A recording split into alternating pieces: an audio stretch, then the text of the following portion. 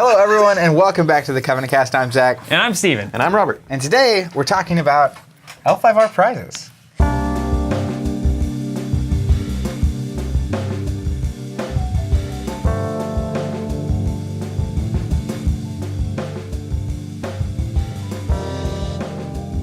What have you two gentlemen been up to this week? Oh, plenty. So, hey, well, actually, a lot worth mentioning. First of all, the podcast being audio only is extremely liberating. I'm really moving around. I mean, in ways you wouldn't expect. I'm in a more comfortable chair. Yes. I've got a more comfortable drink in front of me. And Robert has his collar unreasonably popped. It was to help the microphone's placement, which may or may not be needed. Didn't want to cause These are the kinds of things you can't do when you're I did it, and then I felt powerless to take it back. Well, and now on the day we record, I can wear whatever shirt I want. It's true. My hair doesn't have to be all, ready. No more makeup. Not that it looks shirt. different. We don't have makeup or hair done. None of those lights that are super hot. And I recognize, obviously, video crew is less excited about not being able to watch the video. Podcast crew should be amped because it's about to get unbelievable. Podcast crew should be amped, and video crew should also be amped because obviously time not going into recording us three literally just sitting here at a table talking like we're doing now is going into actual video content that is going to be way better and more enjoyable. Which anyway, I'm really pumped about. Yeah. We've done a lot of strategizing this year. A lot of strategy. A lot of generally. I hear it's effective to think about what you're going to do before you do it. Yeah, we just had to put the brakes on some But stuff. I've only heard that. Figure it out. What have you been up to? Speaking of, hold on. Before I've been up to, we've got two really actually huge things. One is website redesign, restyle, relaunch, retheme, rebrand, everything should be live by the time this podcast goes up. If it's not, then we pushed it back, and I'm embarrassed because something went wrong. Now you're on record. But that's fine. Ultimately, the way who would I say the other day? I said websites are built on hope. Whatever that was. Yeah, that's which is the true. one quote. But this is a long running process and fruits that only can be appreciated probably internally. The amount of struggle and effort and pain and sacrifice that is truly years in the making. Really, really years. And so this is the first step, kind of out of the swamp, as it were, and into being able to really be active in changing things on the web, improving things, and making the user experience way better for everybody. And this is mainly focused on the store side, shopping side, and then we're going to come back around and deal with the community side, which I'm particularly excited about because that was one of my favorite things about the old Team Covenant. Back when we were just doing Mompoc, many of our listeners, not many, some number of our listeners. There are dozens of us. Dozens. Were perhaps around during those days, and it was great. Everything was kicking. It was a place to go to conversate, and it was a very mature conversation, which I really want to return to. Even early X-Wing. Yes. That was probably Mompoc was fantastic. X-Wing was the first time that it was voluminous, though. Yeah. You just kind of had everyone congregating, and you had people like Theorist and Sable, and I don't want to start listing names anymore. Never list names. Dang it, I fell for the trap. Yeah, never list names. Just creating this awesome content. And if you win an award, just say we're gonna get back to those days. What else is going on? And you had something else. Secondarily, we have the Sakura token, which is cherry blossom in Japanese. Is that right, Jonathan? Yes. Cherry blossom? I believe so. So that is compatible with L5R. It's the only time this token is ever going to be available. It's the only time it's going to be in this particular design and color. We're not selling it. What, are we crazy? You fools. You get it by doing one of two things or both things. One is pre-ordering core sets. So for every core set you pre-order, you'll get one of these tokens in your shipment. Already pre-ordered or future If you've already pre-ordered, it's a free gift. It's going to happen. That'd be mean. Yeah, it's a free gift. You already pre-ordered, so You already got it. Yeah, so those are going out with all pre-orders, either currently placed or to be placed. And those are pre-orders only. So core sets after the game has released will not be getting this treatment. Pre-order in the title. Solely for pre-orders. And so if you get 2 core sets, you get 2 tokens, 3 core sets, 3 tokens, etc. Now remember, you need 3 core sets to get a full play set. They get 4. 4 core sets is 4 tokens. You might guess 4 whole tokens. Yes, 15 is 15. I mean, you can get as many as you want until they run out, which they will, I assume and hope. And then we also have subscriptions being served these tokens. So every pack of the first cycle is going to have a token included, which is 6 packs. 6 packs. So if you're a subscriber through all 6 of those packs of the first cycle, you will end up with 6 more Sakura tokens. And then the first deluxe box will also be getting a Sakura token. So ideally, in an ideal world, kind of what we're basing this on, if you pre-order 3 core sets, If you stay a subscriber for boxes and packs, first deluxe expansion and then the first 6 packs, you're going to end up with 10 Sakura tokens.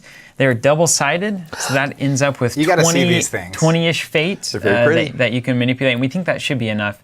Your average, what we've seen on the provinces, is you gain 7 a turn.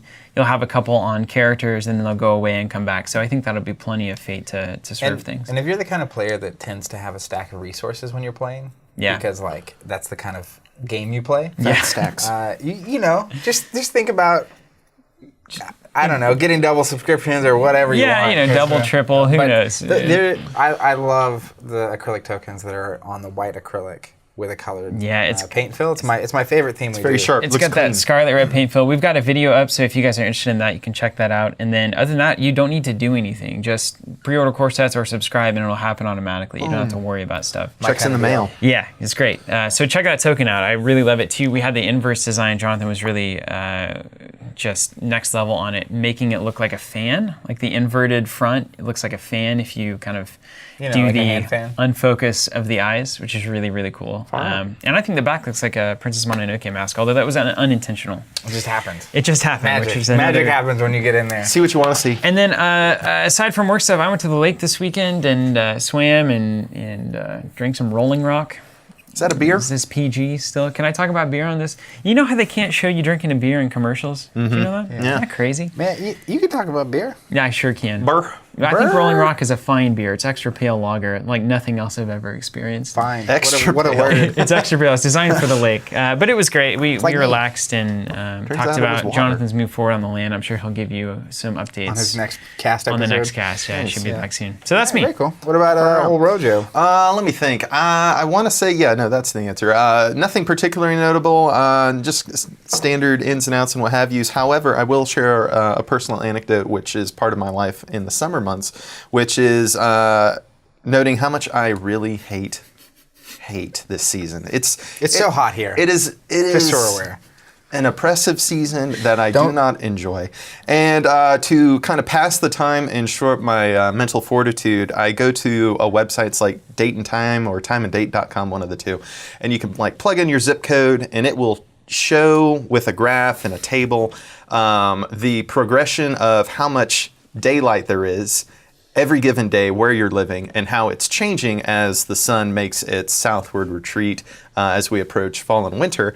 And I can see that, every day we're like at this point, we're losing almost 2 minutes off of every day in terms of daylight. And then tomorrow it's going to be 2 minutes and 2 seconds. And the day after it's going to be 2 minutes and 4 seconds. Oh my. That kind of stuff. And then we get daylight savings time, right? Doesn't that have a That's like not until November. Okay. So it's like by that time we'll be pretty well cooled off. But in the interim, I'm just looking at that. Literally, I get home and I pull it up and it's like, oh man, sunset's like an extra minute later than it was yesterday. It's like, whew, good. It's actually worth noting at this point the anecdote of you, for those that don't know, Robert, you essentially, upended your life and moved to Tulsa to do the Covenant Project, which is what we're doing here, obviously. And now I've been here for a long time, so that worked out. That was ultimately 6 years ago. Crazy, right? 6 years. So we really didn't know each other at all, and it's like, well, this is the guy that put the wiki together for us. Seems reasonable. Came to Tulsa, and we proceeded to have the most oppressive summer that I've ever experienced in Oklahoma. Wretched. And I didn't know if you were going to stick just around. Bounce. You took it very well, but knowing now how much you hate summer, I know how much of a big deal that must have been too. Yeah, because I essentially got bamboozled, It's like, we got fairly mild, get some good snow in the winter, fairly mild summers, which I can't remember the last time I was anywhere where they didn't say that.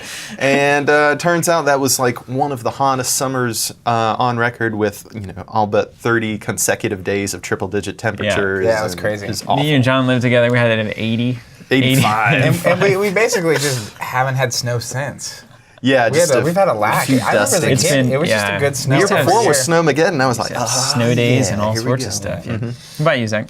The only thing really this past weekend, for some reason it has Destiny Store Championship down, which is wrong. I don't know where that came from on my list here. But continue watching the saga, which is Game of Thrones, the TV show, unfolding. Yes. And I'm excited. Spoilers coming? Are we going to talk spoilers? No, I'm just going to macro level it. I think the removal of all the unnecessary pieces from the board, and now it's just happening, it's the characters that like you weren't sure if they were going to have a part or not, but there's now 10 episodes left of the entire show, and so it's got to happen. This is the time. This is the time. Now's the time. One thing that I wanted to interject is, everybody's always talking about, oh, Jon Snow, Daenerys, they're ice and fire coming together at last. And it's like, but Jon Snow himself is ice and fire because he's half, spoiler alert, Stark and Targaryen. Is that 100% certain? 100% certain. Okay. So I think, we can just say peace out Danny at some point. We still get ice and fire, especially if a lot of people, as they're saying again, spoiler alert, that it was Sammy Sam Tarly who is writing the actual Song of Ice and Fire book in sort of like a meta-narrative about his bestie for the restie, Jon Snow. Who is Ice and Fire. It's about him. His last name is literally Snow. That's very icy. It is. Well, I'm curious to see. If nothing else, we get to see kind of how it ends. So. Well, thank the maker that the show's happening. Yeah. We aren't getting the end of that book. I'll tell you what. I have a few friends that are very confident he's going to finish that series, and I am very confident. More like he's going to finish that pizza. Yeah. Well, hopefully someone finishes the series, but George has had a lot of success, and he has certainly taken it to the house. Yeah, well, he's enjoying it. And that's his right. At his age, he needs to realize that you can't take your bank account with you. So you might as well indulge yourself while you can. He's certainly going for it. He is riding the lightning. I'll say that he's riding that famous lightning. All right, let's move on to the topic at hand. Not even a few days ago, as of this recording, I think it was yesterday, but when this goes up a few days ago, Fantasy Flight Games announced really how they're going to, at least part of the massive structure that they're building around Legend of the Five Rings, the LCG that's coming up. And in light of, we had a conversation a few episodes back about prizes and tabletop, and this whole idea of, you could incentivize at tournaments things that aren't just winning or being the winner. And it's really, there's a lot here. So they made the announcement. And they like to do this for some reason. It's sort of like their card fans in the preview articles. They'll like show you just enough of a card to like kind of get you absolute peaked. Teases. Absolute teases, right? But in this case, they also do this thing where you have an article, and in the first couple of paragraphs, there will be a link to another page that has a whole bunch more information on a particular topic. So in this case, it was like clan roles. You click it, and it's like another page, and then you keep scrolling down, and it's like, they're talking about the Kiku Matsuri at Gen Con. If you click that, there's a link on that page that now goes to another page, and it's like it's a scavenger I was hunt. tabbing it out, right? And it was like I had 7 tabs open of like information to be reading about the L5R stuff. So we're going to collect it all here. So we're gonna, listeners don't have to struggle through all of that. That's a lot We've of tabs. got your back. Hopefully make it palatable or like digestible. And we always go back to food somehow. I'm primed. Yeah, so really what they're laying out is 2 massive categories of prizes and how they're going to handle events and stuff. And there's the typical what you get for winning prizes, and the second one to me is the things that they're incentivizing that aren't exactly just winning, which I think are pretty cool.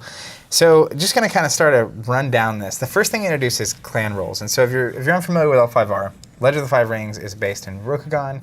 In this world there are clans, and the clans are the factions of Rokugan, and they all kind of have their own style and their own theme and all this. It's really all about the clans. I mean, this whole game, the reason we're still talking about it 15 years later is because the clan loyalty and that aspect of being so dedicated to your faction is so strong.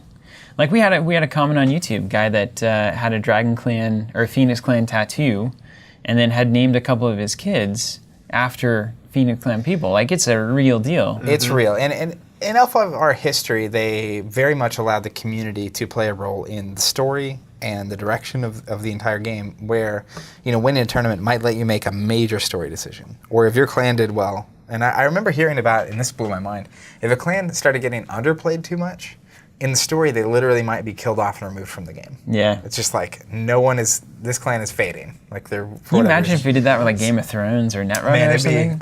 It'd be intense. Did you watch the last episode? Yeah. They did, yeah. See, I won't spoiler anything. See a couple clans.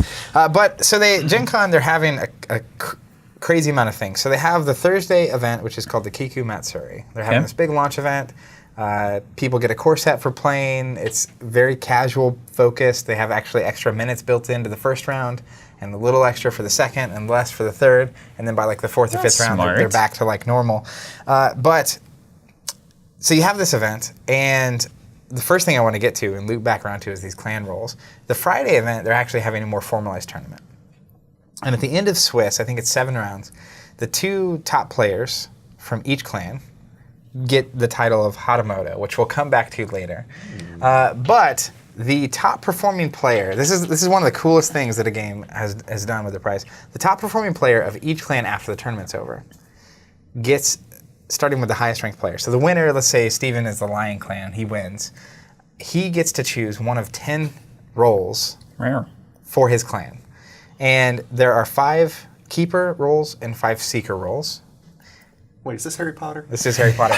So keepers and seekers, right? And so he would get to pick, and they have different effects, and each of the 5 are based on the 5 ranks, the 5 elements. So fire, water, that kind of thing. Yeah. So and then void, the wild card. Then the highest ranking player of the next clan, so like whoever got second, let's say you were Lion Clan, Robert was Scorpion Clan. You get to pick a role, then Robert has to pick one of the 9 remaining. You go down for all 7 clans. So technically you could be like 32nd place, but you're the highest ranking Phoenix player, and so you get to choose a role. Now here's what these roles do. In-game effect is what it is. That's a cool thing we can talk about in a minute. But the role gets selected for your clan, and that is literally the role that clan has to play until the roles are selected again. And so there's a special kind of a thing with the launch here at Gen Con. And when does role selection happen? So it's happening at Gen Con. Okay. But then after that, it's happening at Winter Court, which is the World Worlds. Championship in November. And it only happens once a year. So if Steven is Dragon Clan man, goes to Worlds, gets the top Dragon Clan spot, chooses Keeper of Fire, Dragon Clan literally for the next 11 months and 30 days is the Keeper of Fire. All right, so a couple of things why this is so amazing. One, you solve the problem of getting beat down in the tournament and not wanting to continue. Because you could still be the best. If you're playing for your clan, then you could still be the best, Dragon Clan or whatever at 65th place, right? So you have a reason to keep going in a tournament, which is great. And then the second thing is that you automatically want to start being a community as a clan because you don't want to make this decision by yourself, right? It's like you need to gather the troops, as it were, and say, okay, I have to make this choice. What's going to be the best deck building decisions based on these roles, or what are we looking to achieve here? What makes sense as a consensus? So now you're like having a conversation with people who you didn't even know. Well, and the crazy thing about L5R, as they've now kind of revealed, and I think this was the case in the old game. I'm not very familiar, but having these clans, and there's more. Like we're going to get to so much more for what a clan means, but the clan, you show up to an event, and it kind of just immediately creates a team. Where you can imagine showing up to like a 50-person X-Wing regional, and it happens where it's like, I'm one of 2 Imperial players. And so like, hey, we're the Imperial players. And that's about the end of that. Yeah. But when you show up, that's about the end of that. It's like, all right, well, we lost. You want to have lunch once we drop? Yeah, but in this case, right, it's like, what happens, and this is the first thing that's gonna make this the case, is that you suddenly kind of become a real clan. And you show up and there's 5 Phoenix players at a regional, and all of a sudden, now they're going to start incentivizing you to want the Phoenix guys to do better, right? The Phoenix players. So in this case, if I am a Dragon Clan player, and you're the last remaining Dragon Clan player in the World Tournament, and I'm there, or watching at home, and you're in the top 8, and you're actually playing now for positioning on when you get to select the title. Yeah. Because maybe we really want to be Keeper of Fire. And so, like, now I'm cheering for you. And not just because I know. In a real way. It's like I'm cheering for you because this affects how I'm going to play L5R for the next year. Yeah. More fake cheering. Like, for real. And to go even further into these titles, there are already cards. There's the Keeper and Seeker Initiate cards that you could only put in your deck if you're a Keeper or a Seeker. Interesting. So from the gate, it's like, you can only the Keeper titles get to use this card. And so you can now suddenly have effects on cards or cards that can only be used.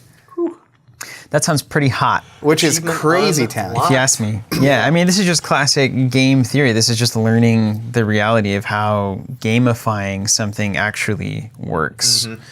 And it's not just first place gets the prize. That's never how that goes. Yeah, and they do have great prizes for winning, and those are less interesting to talk about. But some of the other stuff, right? So at Gen Con, at both the Thursday and Friday events with the cut and all this, there's things like this. They're doing, when you start playing, you get 6 copies of your Way of whatever your clan is card. So Way of like Phoenix, Way of Lion. whatever. Oh, those cards look so good. And they do. They look awesome. But here's the Makes catch, me right? hurt. You now, at the start of each round, have to give your opponent one of these cards. Ooh. So you have 6 of your one clan, but you obviously want the other stuff to get. So now it's there again. This is another thing. This is a classic example of what we were asking, which is you can incentivize anything. And it's like if you want to incentivize people talking and people being excited about who they're getting paired against and sticking around for 6 rounds of a tournament, this is it. Yeah. Because it's like now I want to stick around because I know every round I'm trading one of my cards. You want to complete the set for one of these other things. Makes sense. Yeah, which is really just... It's crazy what logic will do for you. It's just amazing to see it happen, right? Yeah, just well... right out in the wild It's just things you don't see, right? In a typical... Any of these cases. So a couple other things worth hitting down, especially on the Gen Con thing. You have the Keeper and Seeker stuff, which I mentioned, but you also then have the Hatamotos, which is a title. It's kind of like being a champion or whatever. But effectively, the first day, the top 2 players of each clan, and then the second day, anyone that gets top 4 become Hatamotos. When you become a Hatamoto, you get a special playmat that has like your clan thing on it. This does a crazy amount of things for you. So it reserves a spot at Winter Court, which is Worlds, for the next 2 World Championships. You're a Hatamoto through 2 more World Championships. And this is all just like cool things for winning, right, and doing well. But crazy things, which is if you play as another clan at a Kotai, which they haven't really announced what they're doing, you lose your title as Hatamoto. Yeah. Ooh. So you got to stay loyal. Which is nuts. Now, is there something about going undefeated? Is that a 5-0? Yeah, there's in one of the Thursday or Friday event, if you go 5-0, you get the title of Hatamoto. Okay. And the other one is being top 2 of your clan. I think the first day is if you go 5-0, Hatamoto. The second day is top 2 of the clan. Okay. Get picked. But this is the kind of thing that I think is actually really cool. So once you become a Hatamoto, at the start of any Kotai, which is I think like a regional kind of level event. Yeah. I know you have some knowledge of the past Kotais, but so much knowledge of the past. Yes, all the knowledge. All of it. But once you become a Hatamoto, you get announced at the start of the major events as like isn't that crazy? For the Phoenix Clan, Stephen Woolley, whatever, and they keep going down the list. Wild. But then the Phoenix Clan goes wild. Everybody Phoenix Clan, like, cheers I hate for that you. Guy. Boo. But then anyone that beats you at that event gets a special prize for beating a Hatamoto of that clan. That's what's so cool. It's like a bounty on the player. It's like playing a Grandmaster at chess, right? It's like my score could shoot up 300 points if I beat this Grandmaster. But it's incentivizing like just random things that might happen. You get paired against the best player at the tournament first round. Normally that's like, oh man. This is your chance though. Now it's like you're this young aspiring Ash Ketchum figure and you're ready to make your mark on the world. Like that's inspiring. Gotta catch them all, man. I like that a lot. Right. Yeah, and then again, it's a double-edged sword here, which is fantastic. So when the Hatamotos show up to the Kotai event, they get a special, it says pin or prize, that they get to take with them. And they can keep it. But the objective of these is actually so this is cool because it encourages good players to show up to the big events. Because you just get this thing if you're this person and you just show up. Just for being there. And then it's an honor. You take it. It's an honor to have you, Hatamoto Robert. As at that level of event, you actually want the competitive players showing up. So incentivizing them to show up is great. Dang. But then they take this back to their local store, and now they can have a first person to beat me gets this thing, or they get to choose how they incentivize it. But they have this thing to give away. Yeah. So you're now also incentivizing an extra, like, you just have all this weight with you if you become a Hatamoto. This is actually trickling down in a very real way. Yeah. Reagan was right. This the crazy thing the crazy thing about this is this is the first time I've seen what seems to be what obviously is a really concerted effort from organized play. Mm-hmm. Like this is a program. Elaborate, well planned. This is elaborate. Yeah. Well, and they haven't revealed anything about the Kotais. This could have been years. It could have been a year in the making. This kind of a thing. I think they announced that they were going to do L5R in 2015. Yeah. And organized play is, historically, L5R has been around for like 20 years. And organized play has been its like feather in its cap as to what it is doing. I mean, you have the clan thing, you have the game itself, and the theme and all this, but like the thing it did more different than any other game was organized play. So to see them doing this wild change up, it's pretty cool. Yeah, and the pressure must have been real. This is the thing you can't screw up. Yeah. Like, the game is important too. I don't lack in faith for FFG making at least as good of a game as something that came out 20 years ago, right? Like, you should be able to pull that one off by now, and it should be better. But the organized play thing, I mean, FFG has always struggled with organized play. We've said it from the very beginning. I mean, since the Piet Mats and beyond. I don't know. The Horvath years were inspired. The oversized cards and the patch. You remember the Martell patches for Game of Thrones? That's the classic. Oh, man. That was the first kit we got. And I was like, what do I do with this? Put it on my deck box? You can't even put it on your deck box. You have like patch it onto your shirt. For context there with all of that, if you're listening and aren't sure what to think, so we started really interacting with FFG OP back in 2012 when we opened our local store. Yeah. And at the time, that was before Netrunner and X-Wing, which were the things that really like kicked things off for their organized play. That's when it started getting crazy. 2012 was also the first year they did the World Championship at their headquarters instead of Gen Con, kind of a thing. But back then, it was very clear that organized play at FFG they weren't just behind the 8-ball. It's like they weren't even on the same table as the 8-ball. It wasn't even a person, I'm sure. It was like side jobs. It was a random, but we've seen this, right? So you have a ton of stuff to do. You have to prioritize what it is that's most important. And organized play for Game of Thrones at that time, not exactly the horse to bet on.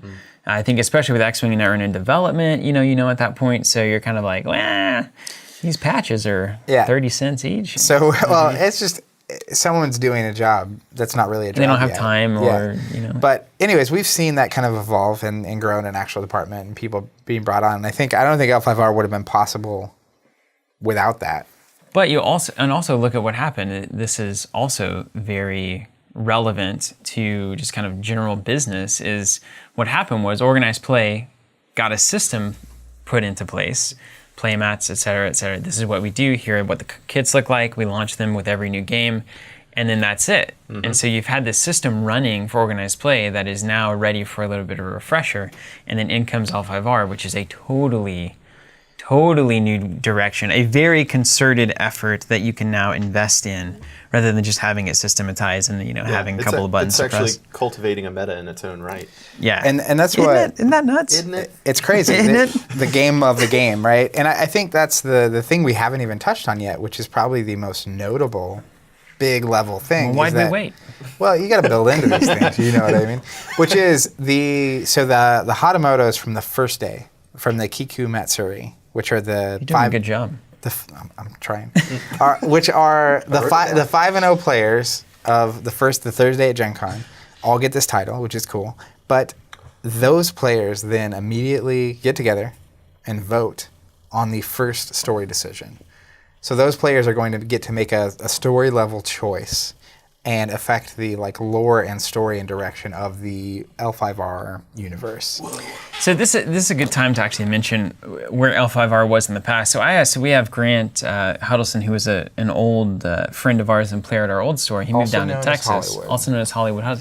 Very good Netrunner player. That's how we interacted primarily, but had always been L5R is like my game. I came from L5R. I would return to L5R. Yeah. It's the game that brought him in. Yeah. And it was still alive, so it's like...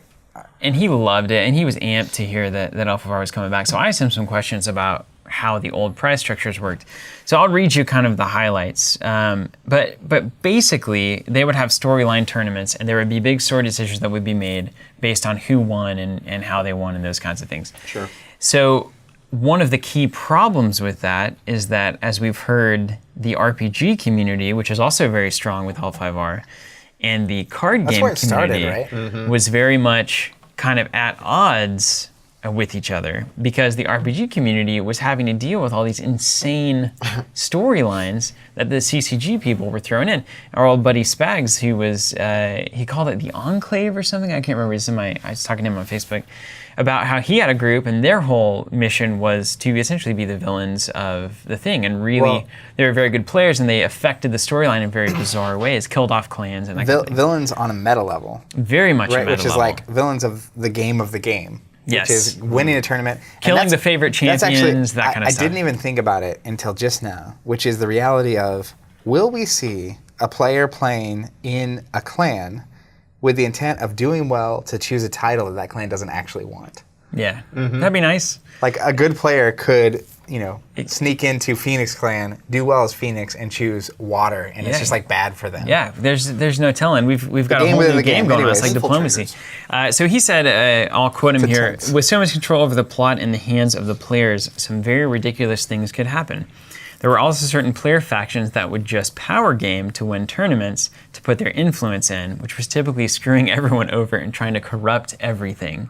So I think that's where Spags fits in there. Sounds like multiplayer Game of Thrones. For instance, the existence of the Spider Clan was one of the most divisive story elements in the original L5R and was mostly the result of one group of players pushing their influence, which may have actually been him. And then he actually said, if you go to jadehand.com, which I did, it's pretty much the unofficial tournament result repository where you can see rough outlines of storyline prizes for tournaments, who won, etc. So that's a good place to grasp what was typically offered. Steve Horvath's name is all over that, by the way. He was a heavy hitter. Title Vice President Communications Director at FFG, one of the at ANA, one of the big wigs at ANA, who I'm sure is having a lot of oversight on this project, was one of the better players and ran a store that was supporting L5R. So very, very deep roots. And then these Kotai events said that they were typically regionals, like AEG-style regionals with a major conflict at the core. One of the ones he remembers was there was a capital city being invaded by Shadowlands in the story, and then each Kotai was given a district of the city, and the winner of that Kotai had their clan either save or pillage that district. And the way that they determined that is if your deck was pure, which means if you hadn't included Shadowlands cards in it, then you saved the district. If you had included Shadowlands cards in your deck, then you would corrupt the district. Shadowlands cards were great, so they probably increased your chances of winning, but if you won with them, you corrupted instead of saved. And then worse things could happen even beyond corruption. They gave you a buy to Gen Con, where the prize was selecting a role in rebuilding the political system and casting votes for the new emperor. So this is a game on top of a game that we're witnessing. Multi-dimensional meta. And I think that example, which is I'm so excited and hopeful that we see at the Kotais and so on and so forth. So you have this choose a clan role that affects how everyone plays this clan for the year. But at that Kotai, right, it's like immediately now there's like this all condition on building your deck, where it's like I want to win, but do I want to save or corrupt? So now it's affecting my choices, right? In the same way that the Seeker Keeper cards can only be used by the titles. So this allows you, we talked about this at length on that prize podcast, but it allows you to not just be at the will of the card pool as it sits, but to have an active hand where you can say, if some clan is being, it's too strong right now, then all of a sudden it's like, or it's too strong as a splash because you can bring in some cards from another clan somehow. The Kotais could literally build a story thing that is like, the dragon clans are being shunned by the rest of Rokugan. So they're, you can say anything, right? They have less honor to start the game, or you can't, there's a penalty for using the cards, or... You basically have a restricted list, ban list, errata, anything like that, but it's tied to the story. Which is incredible. And that feels correct, right? That immediately makes I feel like that makes everybody like, yeah, this is cool. It doesn't feel heavy-handed, it feels flavorful. Yeah. Which is great. Well, you'll never hit everybody. It feels... Far be it for me to suggest that everybody would be satisfied with anything. Impossible. But it feels correct because it's one thing if I feel like the designers or developers or game company itself printed things that I bought, made them whatever clan I'm playing too good or not good enough, and then basically target and penalize me. It's like I've been in that situation, and I feel like this a little bit in X-Wing right now, even though I understand what's going on. But I've played Imperials forever, and it's like, well, the 2 or 3 things that just made them too consistent got hit. And now they're under the curve. And it's like, well, that kind of feels bad. The old seesaw. But like, even the story, it was the Death Star just got blowed up. Like, You're a little bit okay with it. I'm yeah. not offended. It's Yeah. like, well, now I have to rebuild the Empire. Like, and I'm showing up to events. Again, potentially not to win, but to like do well for the Empire, to like gain influence, to like eventually get to a position where I'm doing something better. Get some cash. So there's no Director Krennic over here. limit to really what that's what's so exciting, I think, about the announcement Yeah, for right. me, is not even a month after we talk about prizes and doing it different, you have this wildly, it's actually almost too extensive in how many things were announced. Yeah, 7 tabs open, Zach. 7 That's tabs. 7 tabs. My buy RAM can RAM. barely handle it. Yeah. I mean, come on now. Chrome Need to has get a new taken all computer of to the process L5R. But another thing they announced, we haven't even talked about this yet. They're doing the launch events, which I think are pretty cool. Those are local store events, right? Local store events. They have these launch kits that are supposed to be like a 3-part series. You have one, which is just kind of like the intro. It's like build a deck with a core set, play, and then they have those full bleed clan champions, which look real good. Nice. Not as good as the full bleed strongholds. Oh, like yeah. the Gosh. dragon one is exciting. vivid Anyways, So good. and then the second part is like you actually play a tournament, but this is after Gen Con, so or after Worlds. So you play it with the new clan roles, Yeah. keepers and Cool. seekers, right? And then the third one is more of a full-on tournament and with prizes for. And it's worth noting, too, that the Keeper and Seeker do affect gameplay. And because they affect the gameplay, they also probably affect deck building and strategy 100%. choices. Well, 'cause- literally through the cards you can or can't include because of it. Yeah. And also because of the meta level thing you're trying to manipulate in the game. So I think the way it works, if I'm Keeper of Water, I can include multiple water provinces, right? Even from, Yeah, so- usually you can only have one of each, but So you can have multiple. You have four provinces in a stronghold, which is conveniently 5. And so normally the cards you're using for those, they're face down, they're not revealed until your opponent attacks them or initiates an attack against it. And normally you have one of each of the 5 rings. If you're the keeper, then you actually get to have an extra of a certain type. Of the keeper ring. Those effects are big. I remember Yeah. it's like they're usually just massive. And you Yeah. can see it in like the live video they did and stuff. It's like it's not a little thing. Yeah, they can pants you entirely. It can definitely it's like, pants you. I just destroy all characters kind of stuff. But every time you reveal one of that type, you gain a fate. That's awesome. Which is So great. that's 2 fate a turn. Or not a turn, but a game. And the Seekers, actually, anytime they win a challenge of a ring type, like so if you're the Seeker of Fire, anytime you win a Fire type, you just gain a fate. That's so cool. So then, again, even in gameplay, it's like, well, all of a sudden I'm sitting across from Steven. It's like, Lion, Keeper of Fire, or Seeker of Fire. It's like, I can't let you win that type. Even though fire might not exactly be something you're worried about effect-wise, you But don't want it's- me to get the fate. It's a lot of extra potential fate. And even like challenging against you, you know, it's the like typical battle math. And I do this in Thrones, right, where it's like, you send the like a 1 strength intrigue character. And it's like, well, Yes. now you have to kneel your 4 strength character to block this or give it to me unopposed. Yeah. Like your call. Yeah. So in the same way where it's like, you know, I want to just waste a ring type and I want to make you use one of your guys with a weaker thing on my first challenge. Well, now it's like maybe fire is the least important one, but I Yeah. can't just use that against you Yep. if I think you're going to actually win it. So Sure. it has a real drastic impact on These the are game. good things. You know, something else that I noticed about all this whole OP system was they have a special like place for the Hatamotos at events, like a what is it, like a spa? Are you drinking tea in there? Is it Sake. bamboo? Well, I mean, Better be sake. I Oh think man, that would be a good handicap for the best Yeah. players. so. You know, when we're talking about prizes you can give someone for winning or doing well or Yeah. being good at the game or being one of those people in your game, you know, we talked at length about the meaningful prizes being better than like playmats or Stuff. stuff. Yeah. You know, I would rather have a meaningful prize than a $500 cash prize or whatever. Yeah. So Not speak again, for yourself. they're doing a lot of things Can't that. sell that on eBay. Well, you could maybe. They're dignity. they're doing things right that are very meaningful, like story decisions, choosing a clan role. When you become a Hatamoto, like you get the special Hatamoto only area at like these major events, and that's crazy.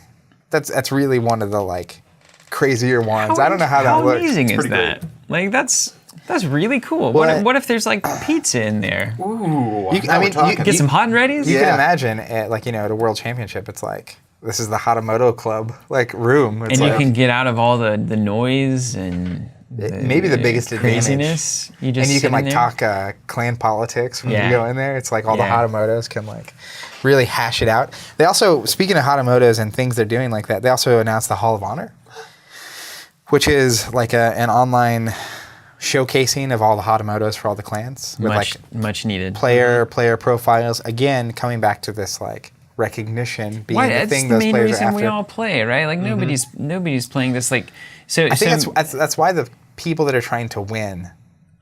yeah. That's one of the root satisfactions. So we've talked about a lot of these on various topics, and we had a lot of great comments on the past talking about competitive players and basically prize structures and these kinds of things when we kind of open that can of worms up. But Magic intentionally created a professional class of player, and they are there to win money, and that worked for Magic, and that's all well and good. It could work for FFG games. I don't know. Yeah, proud we are of all of them. But meantime, the vast majority of all of us, I think, Zach, you, me, Robert, uncertain, let me know. I'm playing just to be recognized for something. It doesn't even have to be best player of the game, but it's like, look at this wizard deck that was created, or I didn't think of using the cards in this kind of a way, or what an epic way to play this clan that was unheard of. Those kinds of things I'm interested in, and the recognition that comes with that is really the only prize that's being sought, right? Just like respect of your peers, community involvement, engagement, and when you think about the vast majority of hobbies, even competitive hobbies, that's really what it ultimately comes down to. It's like, even if you're at, I don't know, having no experience with this whatsoever, you're at the clubhouse, where you play golf, and it's like, hey, remember that time you got that epic hole-in-one, and your face is on the wall.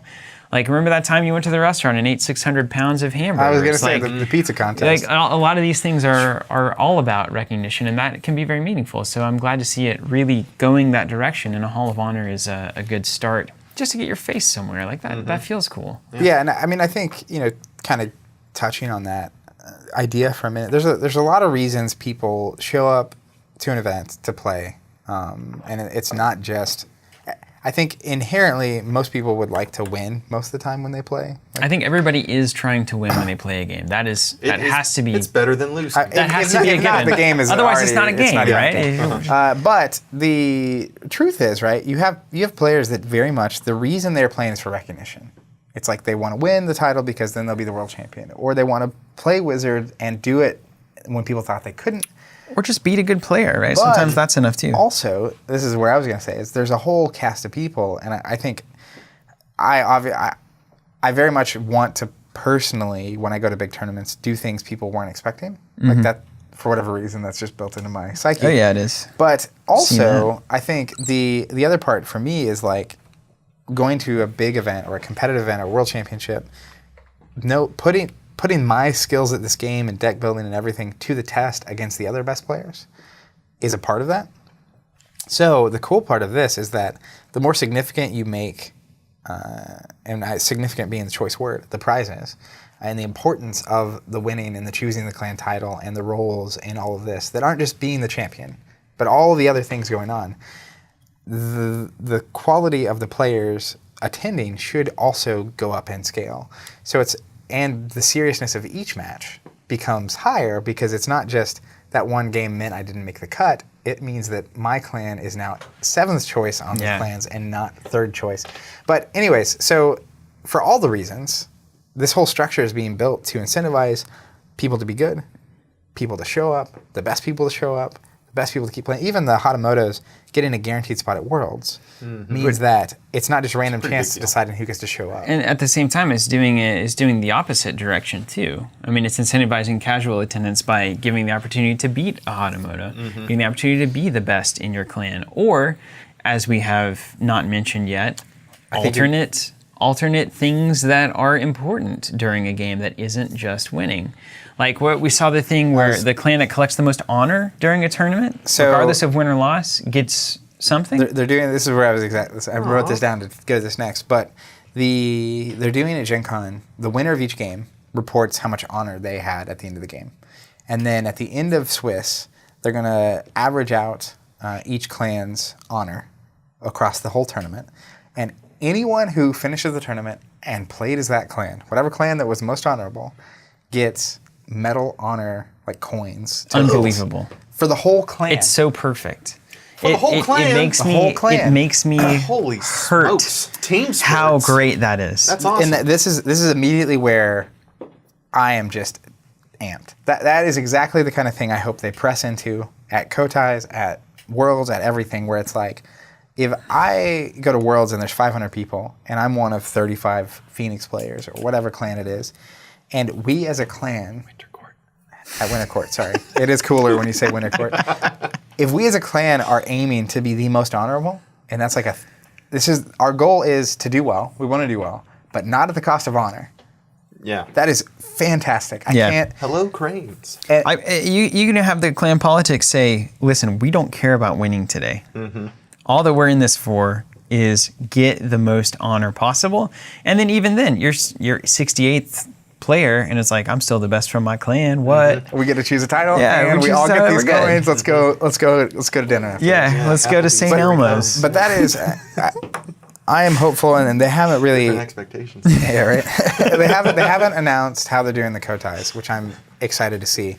But that is the kind of thing that just gets me amped on a level for a game that I haven't been in a long time. Because it's not the game itself, right? It's the game of the game. It's like the game itself becomes secondary. It's a highly enriched opportunity for engagement and participation. It's not just at the face value of any given game or matchup. You are playing for the meta, within a meta, to shape a meta. I mean, it's community. It's just nuanced, feeding on elaborate, itself. complex, all that stuff. It's brilliant. I love it. Well, and it's someone mentioned team sports, and I think that's what looking back, it's like my favorite version of the Star Wars LCG was the 2v2 format, and my favorite sports when it comes to watching are all team sports, and it's like that idea, and I could just so easily see it. We host regionals, we host store championships here, and it's like even a 25, 30 person store championship.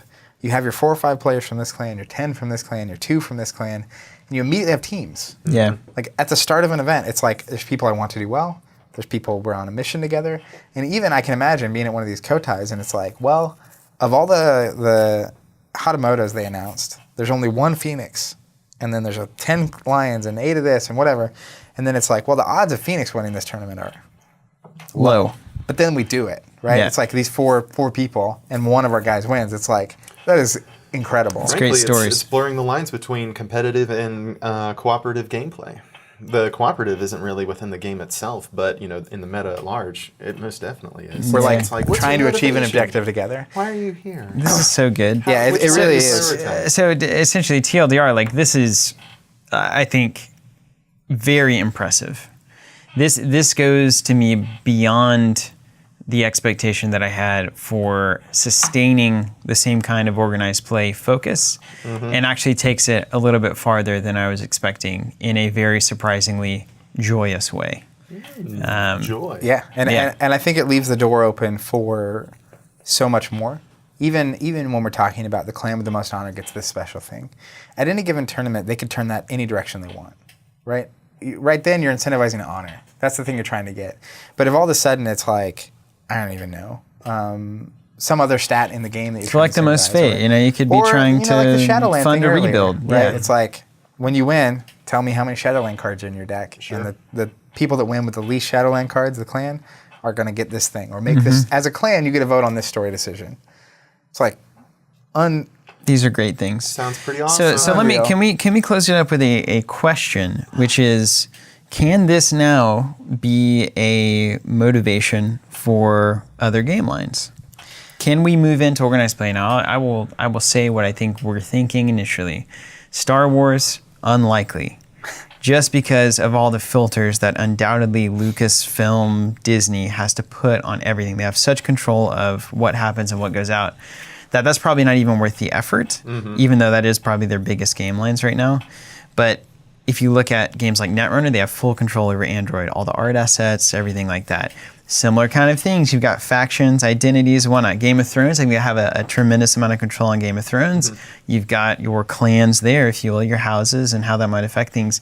If this goes well, I mean, we could see this bloom into a much greater understanding and appreciation of organized play across the board. Yeah. Yeah, I mean, I definitely think, I'm hopeful that this, a couple of things. It's like, personally, I know, as far as L5R is concerned, I was excited. I was interested in checking it out. It looks great. This announcement got me like super amped because I don't need another game that's like I'm trying to be the very best at. Like I really just am not that interested in another that kind of thing. I mean, my motivation. But this is different. But I am hopeful that this goes very well and is well received, and it will be. Like this is one of the coolest things I've seen in tabletop and in organized play. And as much of it that can be used elsewhere is used and improved upon. I think it's different for every universe. Obviously, with L5R, they own the game, they own the universe, they own everything about it, so they can do whatever they want.